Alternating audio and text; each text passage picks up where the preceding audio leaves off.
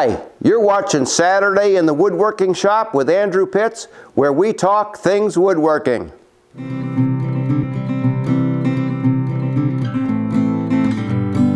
Last weekend, I went down to the Camp ShopBot in the Tidewater area. It was down in Carrollton, Virginia, at the workshop of Angus Hines, who's been holding these Camp ShopBots there for several years.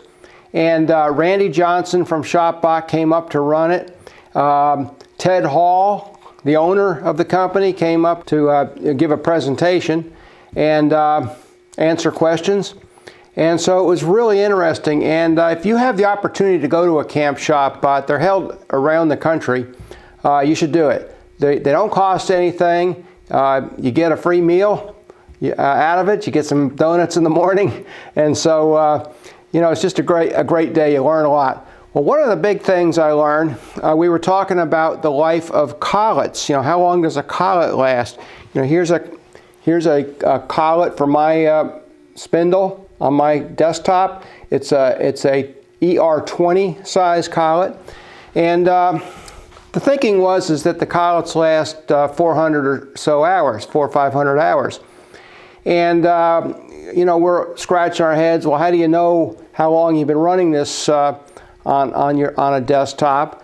Well, it turns out there's a file that's kept by the ShopBot software every time you run your machine, every toolpath, and it keeps track of the elapsed time. And so there's another program that was developed by a fellow named Bill Young, who made this odometer program, where you can read that file and tells you how many hours you've run. So I thought that was real interesting, and I was going to come home and check that out. Well, as soon as I got home, you know, I was running a part file on a project, and about 2/3 of the way through the part file, all of a sudden my machine sounded different. What happened was the bit had slipped down in the collet and it made a big gouge in my work. Of course, that ruined the work. But I thought, well, why did that happen? I've never seen that before. And I thought, well, maybe my collet is too old. And so I went ahead and ran the odometer program, and sure enough, I had almost 900 hours on my machine, and it was the original 1/4 inch collet. So I suspect that collet probably had, you know, at least 700 hours on it. So I went ahead and changed out collets, put a new one in, continued the job. But I also did a little research on collets, and it's a bit of a mystery. You know, ShopBot recommends replacing the collet 400 to 500 hours, and the Technics website says there's no real good rule of thumb, but they give you some things to look for. Rust, you can measure run out on the collets, things like that. And then there's people on the internet that say you know, one guy said he's had machines for 3 machines, big ones, for 11 years and has never replaced a collet. So who knows? That's something that definitely worth some discussion.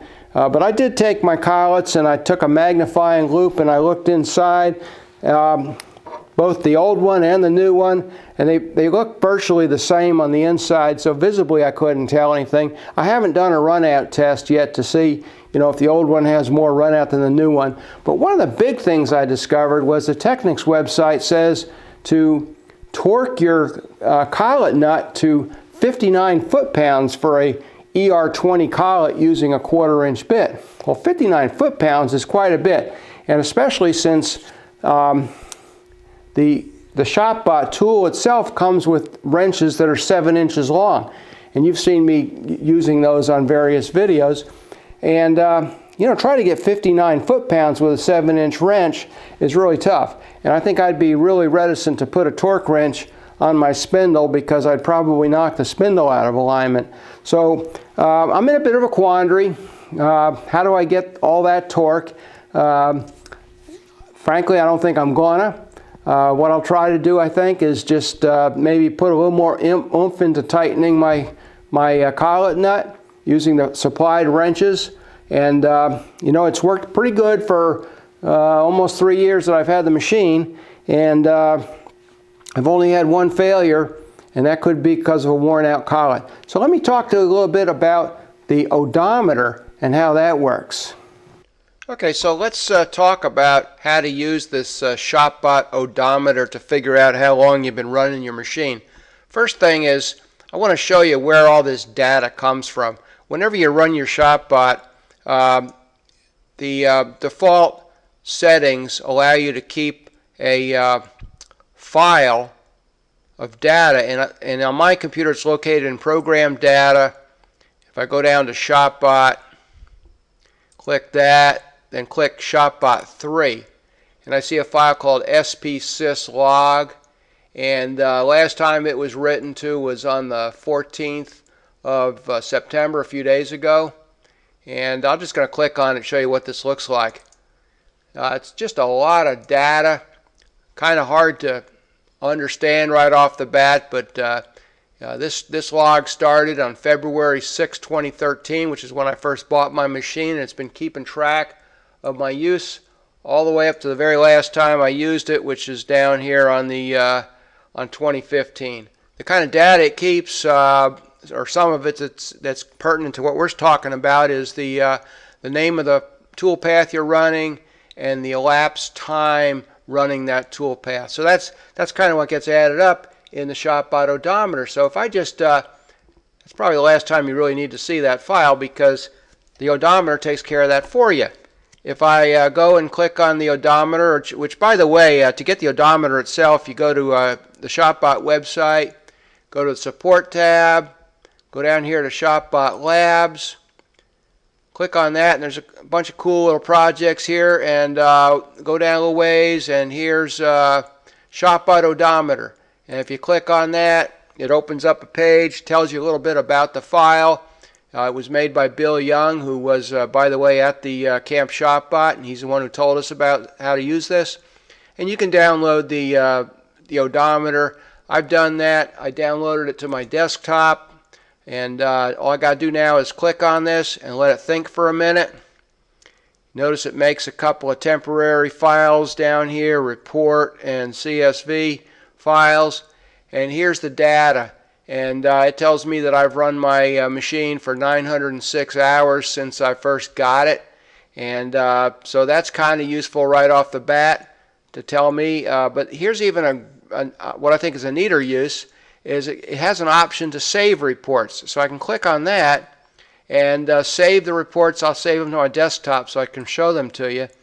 And these two files that were temporary reports now become a text file and a comma-separated variable file.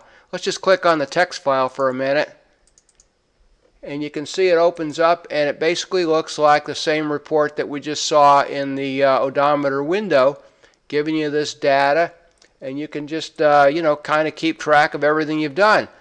But to make this even more useful, what I've done is I'm going to open up this comma-separated variable file. I started to name my files with the collet size in the beginning of the file. So down here on the 14th, when I first figured this out, I went ahead and put 0.25 rope, 0.25 upcut ShopBot. That means it's a 1/4 inch collet. It's doing my rope file that making a simulated rope around the outside of a plaque using a 1/4 inch upcut bit. And so now what I can do is I can go ahead and go up here to the filter, click on the filter, and go ahead and filter this by file name. And I'm going to deselect everything, so I can just now go back and select everything that's a 1/4 inch collet. And now I have my entire history of using the 1/4 inch collet. Now, of course, since I only started this a few days ago, it just happens to be the day that I replaced the 1/4 inch collet on my machine. So now what I can do is I can start using data from this date on to keep track of how long I've run that collet. And if you're a little slick here with Excel, you can go ahead and sum up these columns, minutes, seconds. And I have to actually get a little slicker here to get these to add this up, because I can see I've done 2 hours, 99 minutes, which I guess is really 3 hours and 39 minutes, and a couple of minutes on that. So 3 hours, 41 minutes on this brand new collet. and I'll just keep track of this, and when I get up around 400 or so hours, I'll think about changing out the collets. So pretty cool, ShopBot Odometer and all this data that you can keep. Well, I appreciate you watching and learning with me about collets and how to keep track of time on your ShopBot. Thanks for watching.